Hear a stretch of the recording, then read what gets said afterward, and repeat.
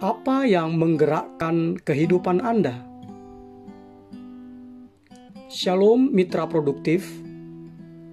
Jumpa lagi dengan saya, Pastor Tommy Ringo, di Tahta Daud Channel dalam program 50 episode kehidupan yang dikendalikan oleh tujuan yang alkitabiah.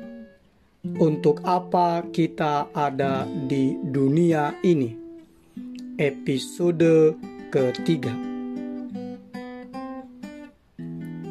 Sebelum kita belajar bersama dan memulai perjalanan rohani yang mengasyikkan ini, mari kita memperkatakan dan merenungkan firman Allah yang tertulis dalam kitab Pengkhotbah 4 ayat 4 terjemahan FAYH, firman Allah yang hidup, yang berkata, "Aku melihat bahwa pada dasarnya segala jerih payah dan keberhasilan orang didorong oleh perasaan iri hatinya."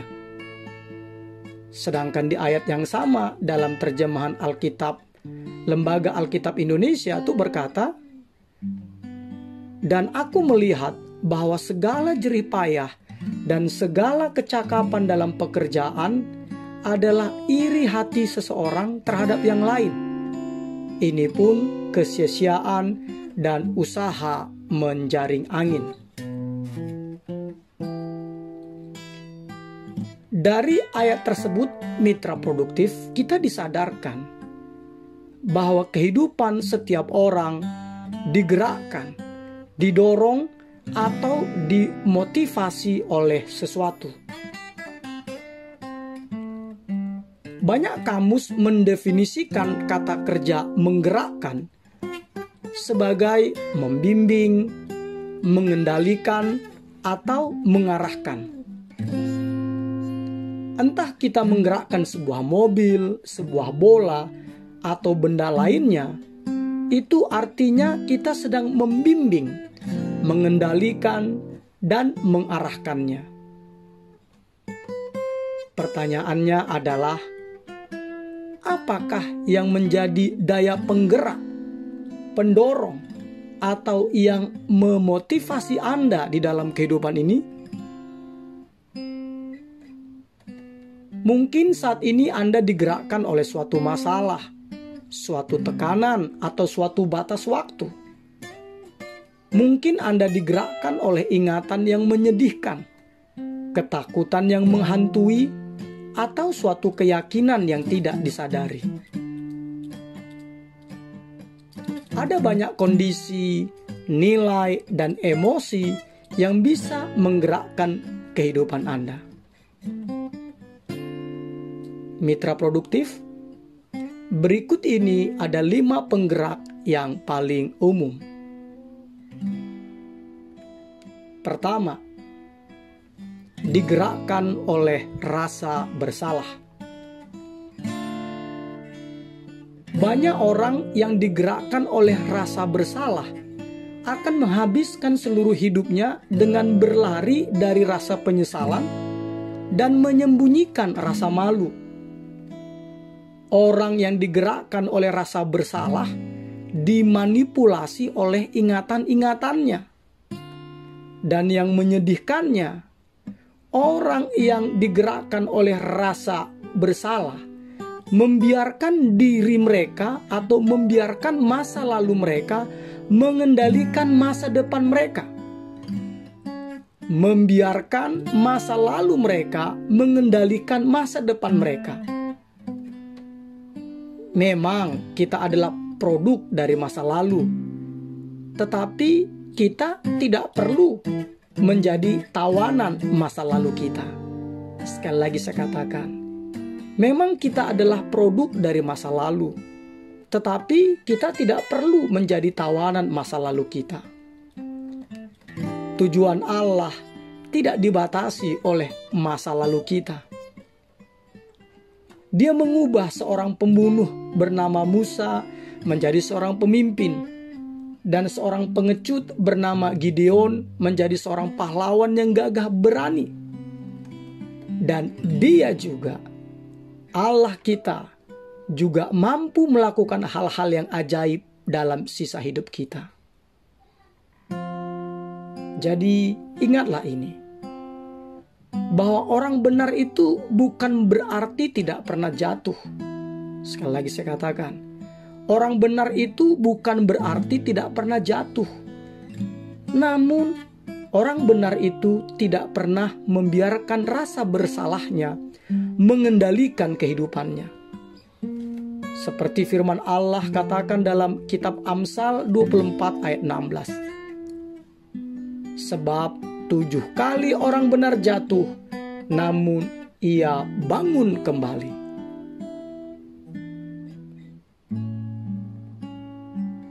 Penggerak kedua, digerakkan oleh kebencian dan kemarahan. Banyak orang yang digerakkan oleh kebencian dan kemarahan akan kepahitan dan tidak pernah sembuh darinya.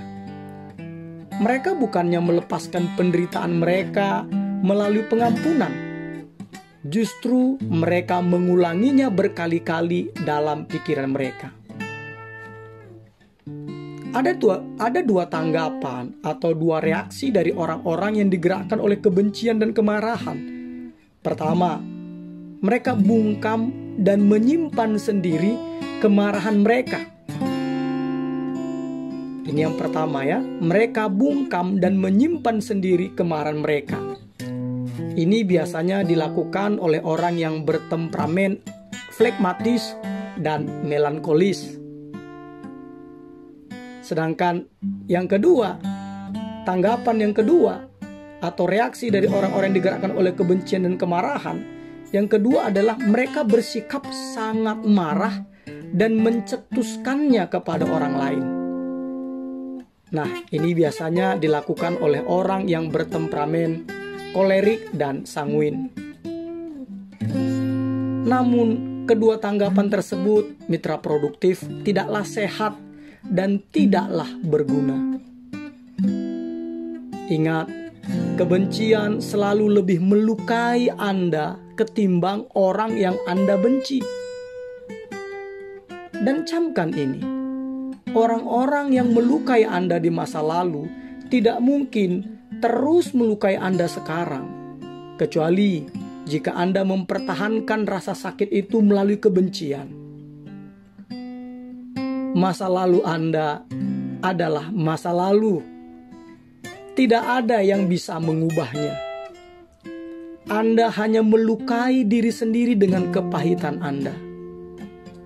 Demi diri Anda sendiri, saya mau katakan, belajarlah dari masa lalu dengan cara mengevaluasinya. Kemudian lepaskanlah pengampunan kepada orang-orang yang melukai Anda. Lalu jangan biarkan masa lalu Anda memenjarakan kehidupan Anda saat ini. Hanya itulah satu-satunya cara untuk menjalani kehidupan yang menyenangkan. Sebab firman Allah dalam kitab Ayub 5 ayat 2 berkata, sesungguhnya orang bodoh dibunuh oleh sakit hati, dan orang bebal dimatikan oleh iri hati. Ketiga, digerakkan oleh rasa takut. Banyak orang yang digerakkan oleh rasa takut biasanya disebabkan oleh pengalaman yang traumatis. Tetapi tanpa memandang penyebabnya, orang-orang yang digerakkan oleh ketakutan seringkali kehilangan kesempatan besar mereka karena mereka takut untuk menanggung resikonya. Sebaliknya, mereka justru mencari aman, menghindari resiko-resiko, dan berupaya memelihara status quo. Ingatlah, mitra produktif, ketakutan adalah penjara yang dibangun oleh diri sendiri yang akan menghalangi Anda untuk menjadi apa yang Allah maksudkan bagi Anda. Sekali lagi saya katakan, Ketakutan adalah penjara yang dibangun oleh diri sendiri yang akan menghalangi Anda untuk menjadi apa yang Allah maksudkan bagi Anda. Anda harus bergerak melawannya dengan senjata iman dan kasih. Sebab Allah berfirman dalam surat 1 Yohanes 4 ayat 18. Di dalam kasih tidak ada ketakutan. Kasih yang sempurna melenyapkan ketakutan. Sebab ketakutan mengandung hukuman, dan barang siapa takut, ia tidak sempurna di dalam kasih. Keempat, digerakkan oleh materialisme. Banyak orang yang memiliki pemahaman yang salah. Mereka yakin dan percaya bahwa memiliki lebih banyak akan membuat orang lebih bahagia, lebih penting, dan lebih aman. Padahal tidaklah demikian mitra produktif. Hal-hal yang dimiliki hanyalah memberikan kebahagiaan sementara. Jadi, rasa aman yang sesungguhnya hanya bisa ditemukan di dalam apa yang tidak pernah bisa diambil dari Anda. Sekali lagi saya katakan, rasa aman sesungguhnya hanya bisa ditemukan di dalam apa yang tidak pernah bisa diambil dari Anda, yaitu hubungan Anda dengan Allah. Seperti yang tertulis dalam Mazmur 62 ayat 2 sampai 3.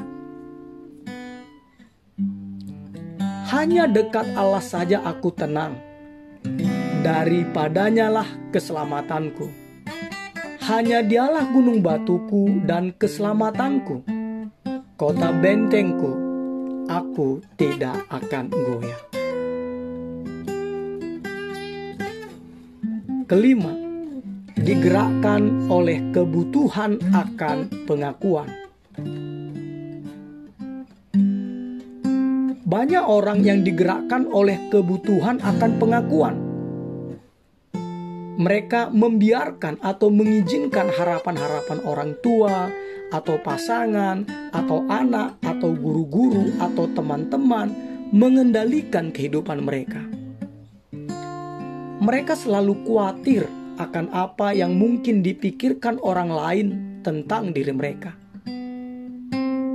Orang-orang yang mengikuti orang banyak biasanya terpengaruh oleh pantangan orang banyak itu.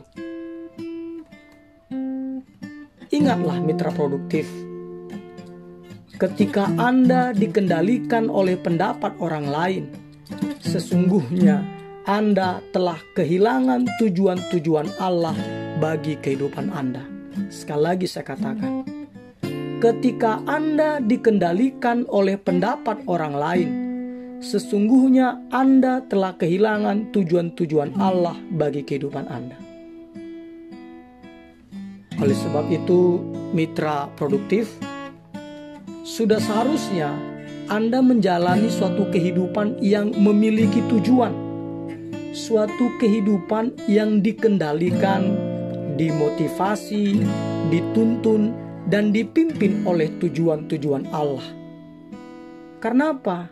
Karena tidak ada hal yang lebih penting daripada mengetahui tujuan-tujuan Allah bagi kehidupan Anda. Sebab tanpa suatu tujuan, kehidupan bagaikan gerakan tanpa makna, kegiatan tanpa arah, dan peristiwa tanpa alasan. Sekali lagi saya katakan ya, tanpa suatu tujuan, kehidupan bagaikan gerakan tanpa makna, kegiatan tanpa arah, dan peristiwa tanpa alasan. Tanpa suatu tujuan, kehidupan tidaklah berarti. Berikut ini mitra produktif, ada 5 manfaat besar dari kehidupan yang memiliki tujuan. Manfaat pertama, Mengenali tujuan Anda memberi makna bagi kehidupan Anda. Kita diciptakan untuk memiliki makna. Dan apabila kehidupan memiliki makna, Anda bisa menanggung hampir segala hal. Tetapi tanpa makna, tidak ada sesuatu pun yang bisa ditanggung. Camkan ini. Tanpa Allah, kehidupan tidak memiliki tujuan. Tanpa Allah, kehidupan tidak memiliki tujuan. Tanpa tujuan, kehidupan tidak memiliki makna. Dan tanpa makna, kehidupan tidak memiliki arti atau harapan. Mungkin saat ini Anda sedang menghadapi suatu situasi yang mustahil dan merasa putus asa. Bertahanlah, mitra produktif. Harapanlah yang membuat Anda bertahan hidup. Manfaat kedua,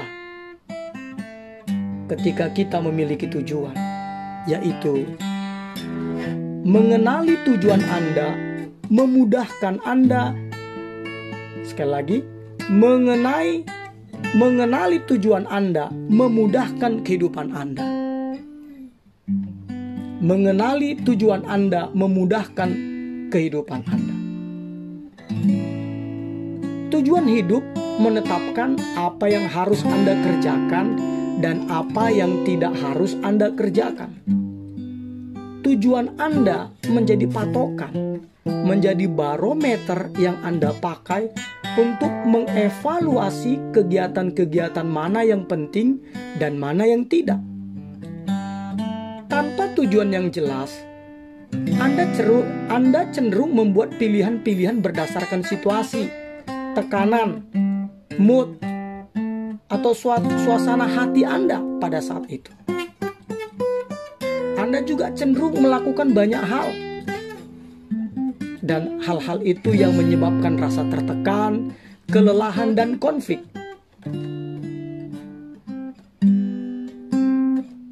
Kehidupan yang memiliki tujuan membawa Anda kepada gaya hidup yang lebih sederhana dan jadwal yang lebih terkendali, serta membawa Anda kepada ketenangan pikiran. Sekali lagi saya katakan ya, kehidupan yang memiliki tujuan membawa Anda kepada gaya hidup yang lebih sederhana dan jadwal yang lebih terkendali, serta membawa Anda kepada ketenangan pikiran. Manfaat ketiga, ketika kita memiliki tujuan. Mengenali tujuan Anda membuat kehidupan Anda memiliki fokus. Tujuan itu akan memusatkan usaha dan energi Anda pada apa yang penting. Anda menjadi efektif karena bersikap selektif.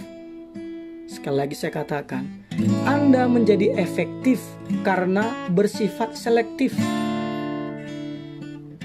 Tanpa tujuan yang jelas, Anda akan terus mengubah arah, pekerjaan, hubungan, gereja, atau lingkungan dengan berharap bahwa setiap perubahan akan menghentikan kebingungan atau mengisi kekosongan di dalam hati Anda. Mitra produktif, ada kuasa ketika kita memiliki fokus. Itu ibarat cahaya. Cahaya yang menyebar memiliki sedikit kuasa atau pengaruh. Tetapi ketika Anda bisa memusatkan energinya dengan memfokuskannya, itu menjadi kuasa yang luar biasa. Itu misalnya kaca pembesar. Nah, ketika lebih difokuskan lagi, saya mau katakan kepada mitra produktif, cahaya tersebut menjadi sinar laser. Jadi, jika Anda ingin memiliki hidup yang berpengaruh, fokuslah. Lakukanlah hanya hal-hal yang paling penting. Jangan pernah mengacaukan antara aktivitas dengan produktivitas. Sekali lagi saya katakan, jangan pernah mengacaukan antara aktivitas dengan produktivitas. Apa gunanya Anda sibuk tetapi tidak memiliki tujuan? Don't be busy, be produktif. Manfaat keempat ketika kita memiliki tujuan. Mengenali tujuan Anda akan memotivasi kehidupan Anda. Tujuan selalu menghasilkan keinginan yang kuat. Tidak ada yang bisa membangkitkan energi seperti tujuan yang jelas. Namun sebaliknya juga berlaku. Keinginan yang kuat memudar bila Anda tidak memiliki tujuan. Kalau saya katakan,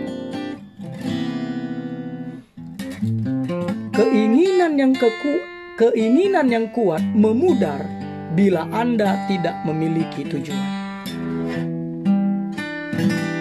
Manfaat kelima.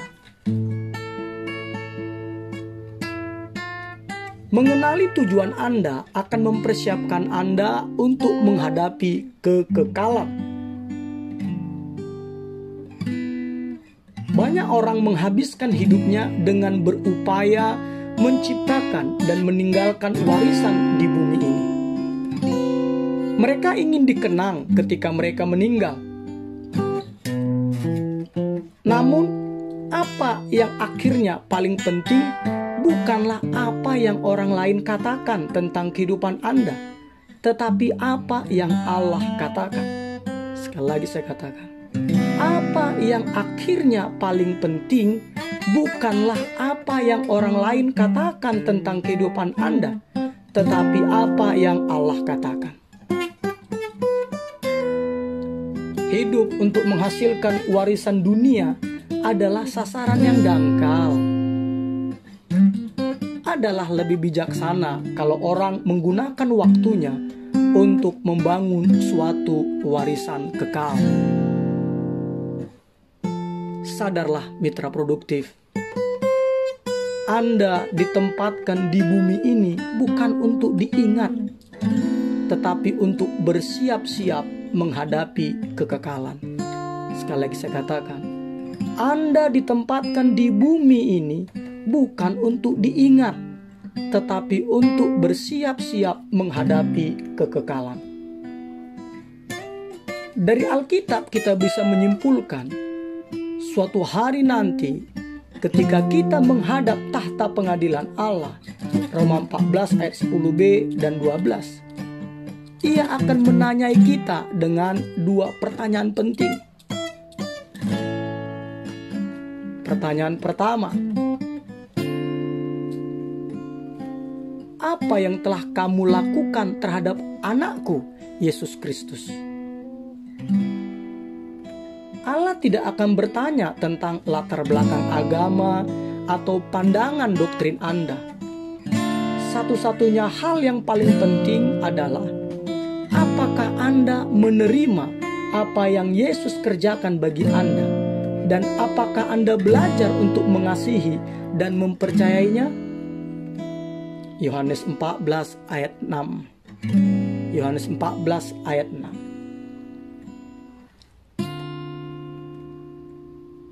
Dikatakan demikian.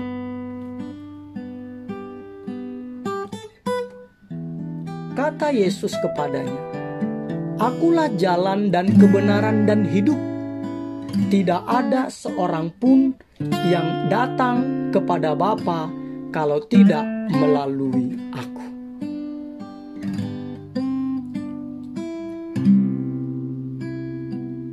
Pertanyaan yang kedua, apa yang telah kamu lakukan terhadap apa yang telah aku berikan kepadamu?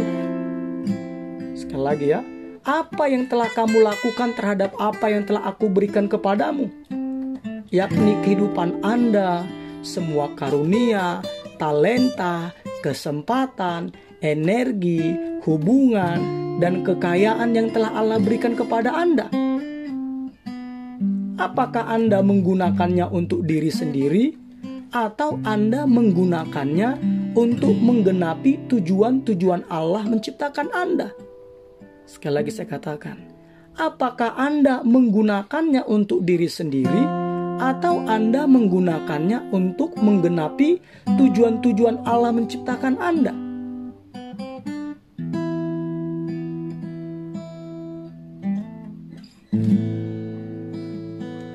Akhir kata, saudara, episode ketiga, berpikir dan merenungkan tujuan hidup kita. Nilai-nilai atau prinsip-prinsip yang harus kita pikirkan dan renungkan adalah: